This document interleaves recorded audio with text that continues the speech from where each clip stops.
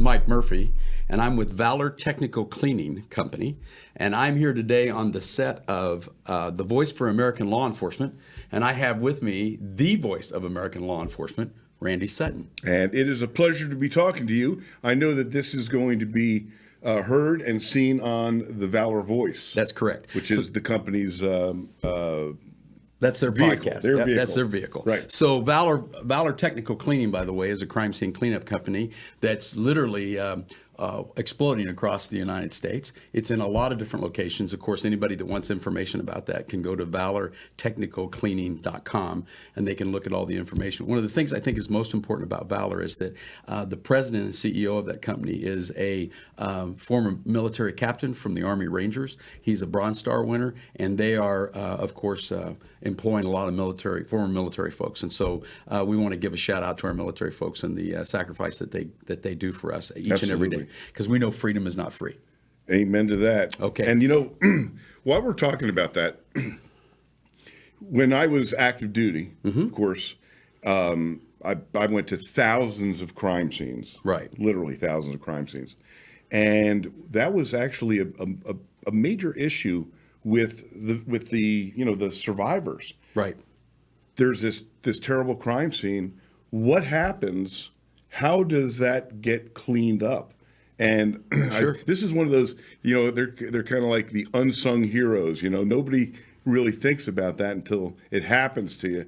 And then how do they? I know they're a national company, right? So they have a network of folks, and right. all you do is call that company, and then they'll send the representatives out to take care of that. If you think about it for just a minute, with your years in law enforcement, so you were a first responder, and then as I transitioned from law enforcement and was the former coroner of Las Vegas, Nevada, so I used to refer to our group as the last of the first responders, right? And so we would come in, and then the mortuary folks come in, and then you'll have TIP. That actually TIP has been on the Valor Voice. Jill and that group, as they're coming in to support those folks that are literally devastated by crime. And so once all that's done, then really those families are left with the aftermath of being the victims of crimes. And so whether we're talking about suicides, homicides, any type of accident, right. Hoarders, they clean up after hoarders, by the way. They do, really? Yeah, they do board up services. So Valor does a lot of different things. But at the end of the day, once all the emergency services folks are gone and the counselors and everybody are gone, the family is really just left with, what do I do with this mess? Yeah. And that's where Valor Technical can come in and literally give that hand up to those families and what they need. So we just recently had this horrible storm down in Florida. Correct. And, the destruction there or the death there, is that something they would get involved in? Yes, actually, they're in Florida. That's one of the places that they respond to. And so they would not only do board up services if need be, but they can help with all types of cleanup. And that's a part of who they are and what they do, is to respond to those types of disasters and do those kinds of things. What I wanted to talk about for just a minute, though, I want to give you an opportunity to talk about what you do. And so let's back up. I'm the former coroner from Las Vegas, former law enforcement. It says that I'm a doctor. I want to be very clear to people. I'm not a medical doctor. I have a doctorate in business. And most people actually refer to me as Murph. You know that's Murph without the S? I think I do recall that. I think you remember that. I might. So with that in mind, I would like to talk to you for a minute about the Wounded Blue and specifically about your career and what brought you to where we are today with what's going on with the Wounded Blue. And really, what is the Wounded Blue? Let's talk about that, and then and of course the reason that you and I are speaking today is because Valor is a supporter of the Wounded Correct. Blue. So that's the relationship here.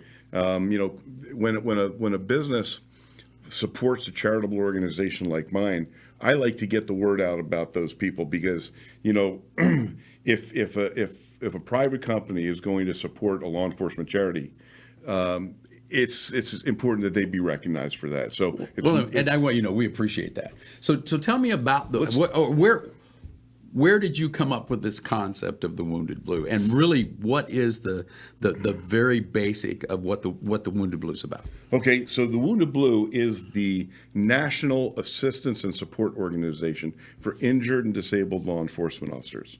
It's a nationwide charity. We have team members all over the country, and I'll explain what it is we do. Sure. But first, let's go back to the beginning, if you will. And I can tell you that this was not the path that I had anticipated for myself when I was still. So I was going to say, so you're active duty, and now you've retired. Correct. Quote from the job, Las Vegas Yes. Metro Police Department, right? Right, How many years? Well, I did a total of 34 in law enforcement. I did 10 in New Jersey. Oh, that's in a right. You small got town. that back east connection, don't you? I forgot about that. I do. Yeah. And I did 10 years in the Princeton Police Department, small town. Okay. And then got bored and joined the Las Vegas Metropolitan Police. Started my career all over again. Had to go through the academy again, which was interesting. And then, literally, How old were you at that point, by the way? I was 30. When, Good yeah, job. I was 30. I was 19 when I first got hired. Yeah, I was going to say 30. Yeah, 30 for another academy is kind of a nice Yeah, spot to be. yeah, it was. Anyways, So I did a total of 24 years with Metro. okay. And retired as a lieutenant, field lieutenant. I spent my entire lieutenant's career on graveyard shift because that's where the action You is. know, I really liked graveyard. I always said that the best shift to live for me was graveyard. The best shift to work was swing shift. Right. And the worst shift, when you got promoted a lot of times, you had to go, is to days. That's exactly right. You want to be out there on the street. And I avoided that most of my career. Yeah, and I'm So- not saying day shift can't have its moments. And we know in Las sure. Vegas that you're just as likely to get a DUI at 10 o'clock in the morning as you are at 10 o'clock at night. 100%. But nonetheless, those night shifts have kind of a special, yeah. So I was working one night. I was the watch commander. And whenever I was watch commander, I would take a young officer with me so I could get to know the people on my shift. Because there's a lot of people on a shift here, so it's tough to get to know everybody. So I had this young man with me. It was the first night he'd ever ridden with me, and we were coming from a very strange death call. Okay. And it was 2:30 in the morning, right in front of Bally's Hotel on the Strip, and I had a stroke in my police car. And I'm literally talking to him like I'm talking to you, and suddenly I found myself talking slower, and I knew it. I knew something rare about that, Randy. I do know that. There's no doubt about it. And I knew instantly that I was having a stroke. Really? So I could feel. I literally felt my brain slowing down. This is not a moment I ever want to relive. I can tell you that. Well, I'm confident of that, but nonetheless, And so I'm just shocked that you could realize what it was. Yes, yeah, I did. I knew exactly what it was. So I stopped the car, and I told this kid, I said, "Get me medical. I'm having a stroke." And the kid's looking at me like, And how long did you got on the job? Yeah, he's like 2 days. You know? Yeah. Well, at least if a lieutenant tells you to do something, do it. So I got out of the car to go around the passenger side in case he needed to get me to the hospital, and I started speaking gibberish. I think I just saw a newscaster that had that happen on live TV. Yeah, right. Yeah, okay. And So time is of Uncontrollable. the essence in this thing, right? right. So I go around to the passenger side, and then I lost the ability to speak altogether. And then I lost the ability to move, and I crumpled to the pavement. And I was completely helpless, gosh. Mike. It was. You know what? This almost makes me sick to my stomach even hearing you talk about this. Literally the most frightening moment of my life. And I've had a few frightening moments. Oh no, I get it. But this, I was not afraid of dying. I was afraid of living like that. Okay, all right, I get it. And it was, I was completely helpless. And tourists are walking by me, taking pictures of me. Oh, geez. Laying there. Welcome to Las Vegas, Yeah. baby. Yeah. And I want to write down a question I want to ask you in a minute. Keep going. okay, All right. so the troops got there. They formed a protective ring around me. Mm-hmm. Now, this is my last on-duty memory. So I'm laying there helpless, and my troops are surrounding me to protect me from the tourists. And I hear one of the cops say, "If you don't get that camera out of his face, I'm going to take it off you and stick it up your ass." And I said to myself, "That's the Metro I know and love right exactly. there." So they got me to the hospital, and that angel that's been on my shoulder my entire career was with me again that night. The clot went through my brain and left minimal damage. So I was so fortunate, but it ended my police career. Okay. And that was nothing that I had planned for. 3 weeks before that, my mother had died in my arms. 2 months before. And that. I know you were you and I are both, I think we joke about the idea, but that we're both mama's boys. My mom's been gone about 7 years now, and our moms were kind of the same age, I think. And so we used to tease about the idea that we were mama's boys, and that I wasn't ashamed of that. I mean, I want to be very clear to everybody. Yeah. I mean, I don't say that in a derogatory way. I say that in a very loving way. Is that my mom was my dad was a great man and a great influence on my life, but at the end of the day, my mom was everything for me, and I know you had the exact same feeling for your mother too. Yeah, she the last, but I'm very lucky. I had the last 5 years of her life. She came out to live with me, and so of course living with your mom when you're in your 40s is a whole lot different. But moms love us no matter what, right? That's right. Okay, that's right. I have. So you have the stroke. I have the stroke. You have to retire, and when we talk about some of the resiliency training that you've seen me do that I provide to different agencies and different groups, we talk about the idea that when this job ends, our law enforcement careers, and it's going to end, right? Whether it's today, tomorrow, next week, and it might be because of a health issue. It might be because we've done all the years we can do, and we time out in the system. It might be there's a variety of reasons why it's going to end. Exactly. But it's going to end.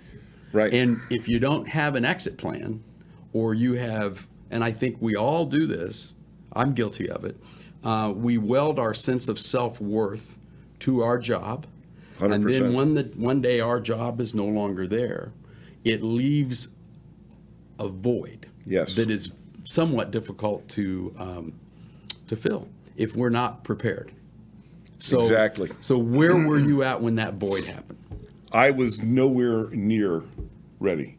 I had my plan.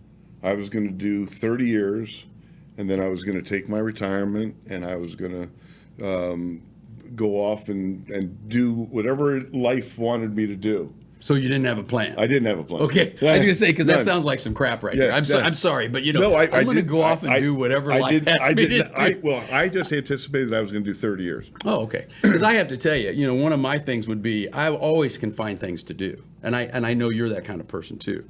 But that's sometimes that only lasts for a while. You can only do so many of the honey-do lists and all the different things that you. Now, I think you can probably for a year or two literally do all the things you keep putting off because you're working.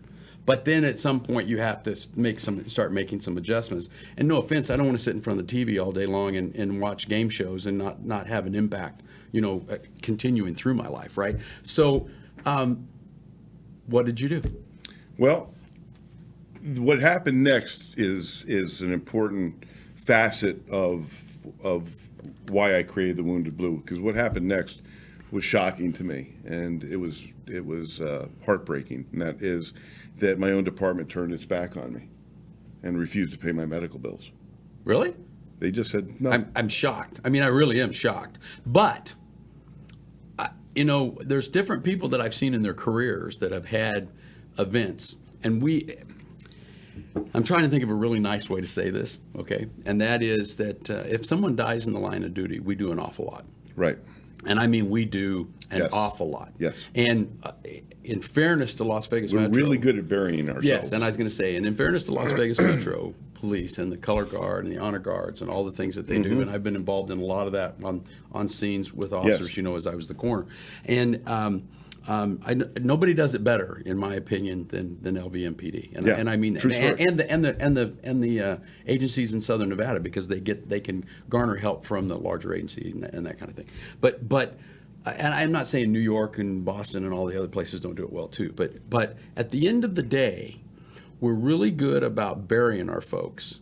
But sometimes when we see officers that have debilitating injuries, or I should say that they're injured and they're no longer able to work, whether that's a mental issue, whether it's a physical issue, whatever it is, we're not transitioning well in dealing with them. 100%. And this is a perfect, I mean, my situation, I thought I was the Lone Ranger. I thought, wait a minute, hold on a second. What do you mean you're not paying my medical bills? You have to pay my medical bills. Yeah, but no.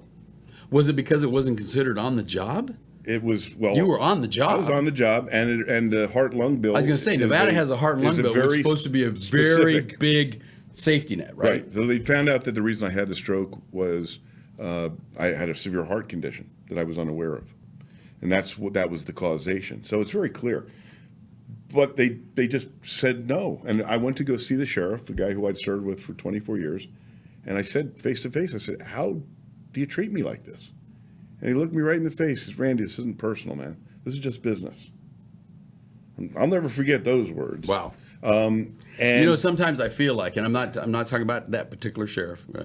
Sometimes I feel like that when you hear the terms, it's not personal, it's just business. Usually it's for them, it's business. For you, it's personal. Yeah. That's right. The person that's hearing it's clearly personal. The person that's saying it's business. Yeah, I get it. Okay. So, but what I came to find out, it took a year. They ruined my credit. I had bill collectors knocking on my door. And it took a year for me to go through the court system. It's the administrative court system. They lost every hearing, and they still continued to pay tens of thousands of dollars of taxpayers' money to fight me. And I came to realize later on that the reason that they dragged it out that long was hoping that I would die in the meantime. You really believe that? Oh, 100%. Because if they didn't, if I died in the meantime, they wouldn't have to pay what they were going to have to pay.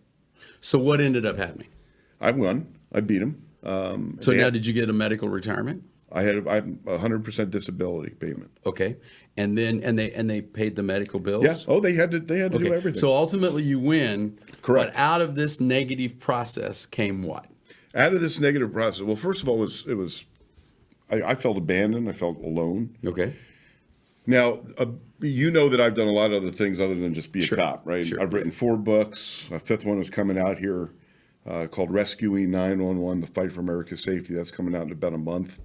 I've been in a bunch of movies. I was one of those featured officers on the TV show Cops. Yeah, I want you to know. Trainer. The big one I always remember is your scene in Casino with Robert De Niro. With Robert De Niro. That was a Right. biggie. By the way, if you get a chance, you want to get the movie Casino and watch for Randy. The young Randy. The young Randy. Yeah. And this is better Randy. That was bad Randy back then. I'm just kidding. So. I got you on that one, didn't I? Yeah, it was just funny. Okay, but here's what happened.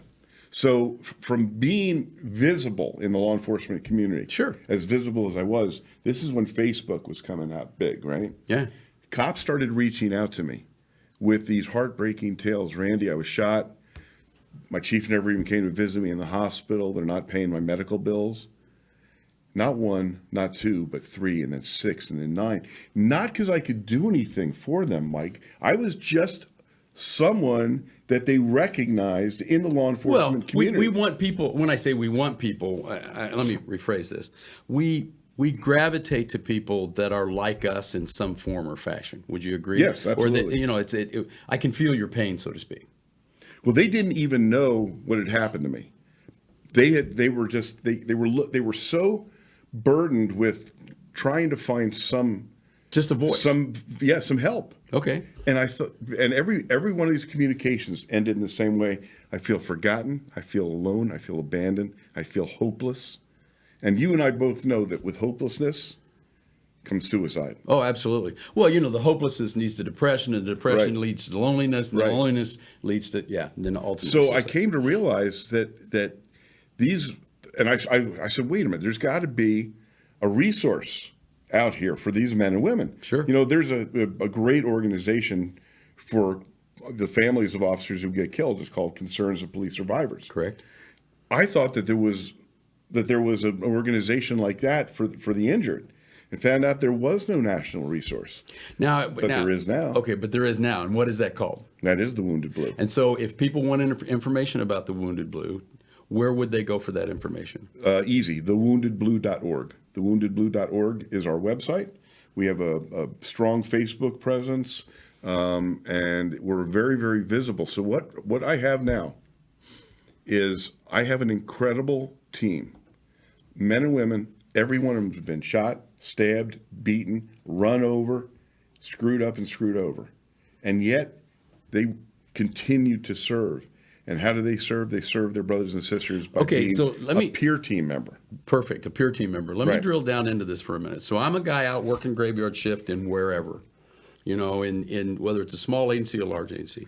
And I feel like that I'm not where I need to be mentally. I'm starting to become isolated. Right. I used to refer to that as the, I'll try to think of a nice way to say this, the a-hole syndrome. Yeah, That when you become a cop, you kind of become isolated from the Right. public in general. Right. And then it's your shift or your squad, Right. and then it's only certain people on the squad, and then pretty soon it's only your partner, and then pretty soon one day you don't even like your partner, and you're like going, when you look in the mirror and everybody's an a-hole but you, Yeah. that might mean that you're actually the one. It's Yeah. like saying 1 in 4 have a mental problem, and if you don't know someone, it may be you. Yeah. So, but I mean, just seriously for a second, Yeah. that the concept is that you start to become isolated. So I'm out there, I'm isolated for whatever reason, whether it's been a traumatic event, an injury, whatever, or just the day-to-day grind of the job. Right.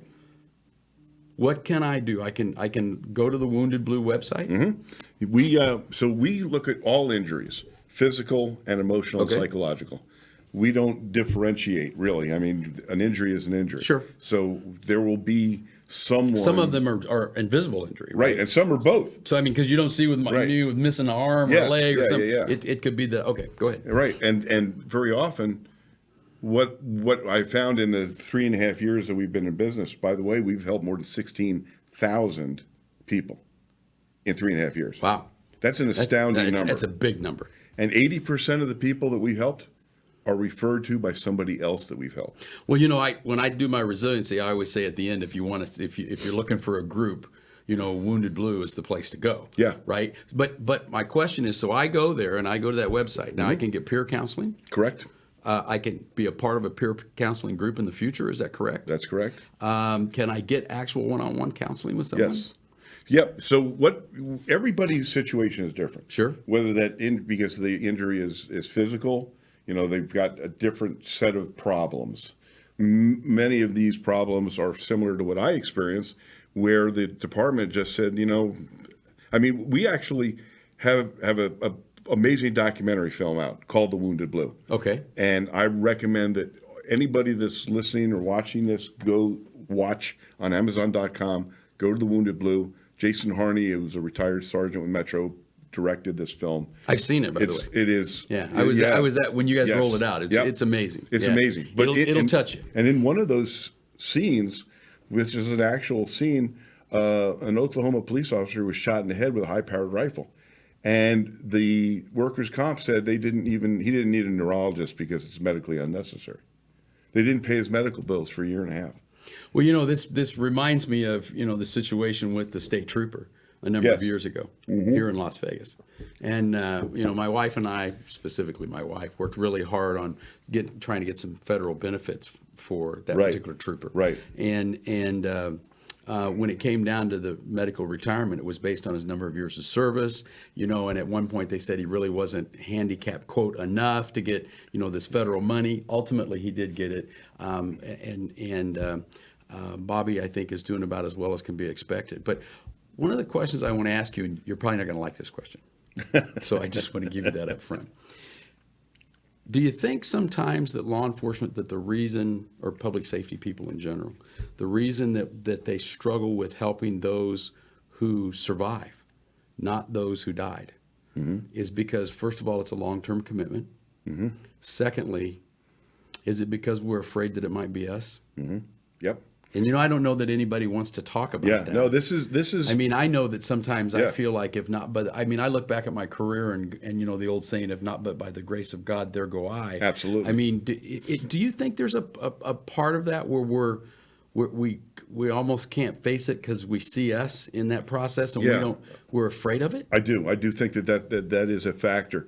The major factors, however, I think are that once again, we bury each other really, really well. We do well. But yeah. when it comes down to, like when I left Metro Police, I never got one phone call from anybody in a command no, it was like, you're gone. Once you're gone, I got to gone. tell you, Randy, that's a double-edged sword for me. And what I mean by that is in the places that I've left, and, I've done 10 years here and 8 years there. And, I had this old guy one time when I was, old guy, he's probably my age. When I was at doing some presentation one time, he actually said to me, what's the matter with you, boy? Can't you keep a job? And I go, evidently not, because about 8 to 10 years.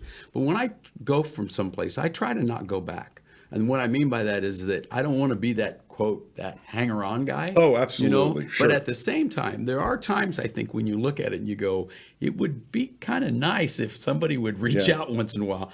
I think Facebook, and when I say Facebook, the different social media platforms and everything help us keep in touch with each other. I got a call the other day, by the way, from an old friend of ours that used to, I won't mention names, but I'll just say from an individual who used to be in charge of trauma at UMC. Was a former FBI agent. You know who I'm talking about. Anyways, so he calls and he starts the conversation out with, I know I haven't called you for a while. And by the way, I'm calling because I want something. And I actually said, I'm fine with that. Yeah. I mean, it's good to hear you. And, and I don't think there's anything, I think sometimes we forget it's okay to call even if you need something.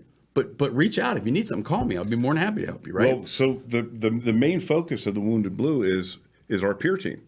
These men and women who continue to serve because they are a focal point for someone in need, and they reach out. I mean, we're very proactive. Okay. Like we can, I can't tell you how many times I've read about an officer being shot. Okay. And when we had the wherewithal to do it, we were given some money, and I literally would fly to their bedside and give them $1,000 to help with their, babysitting expenses. Sure. Because oftentimes, even if they're getting support from the agency, and even if they're getting whatever their state or whatever their medical system is, sometimes there's other funding or other things that are not covered, like babysitting, and the spouse or significant other driving back and forth from the hospital every day, or having to stay bedside. Exactly. Right? So there's other things that a family needs, right? And that's one of the things that the Wounded Blue in our long-term planning, as we become more financially able to do that, we want to continue with that program. But that all depends on funding. But the point that I'm making is we reach out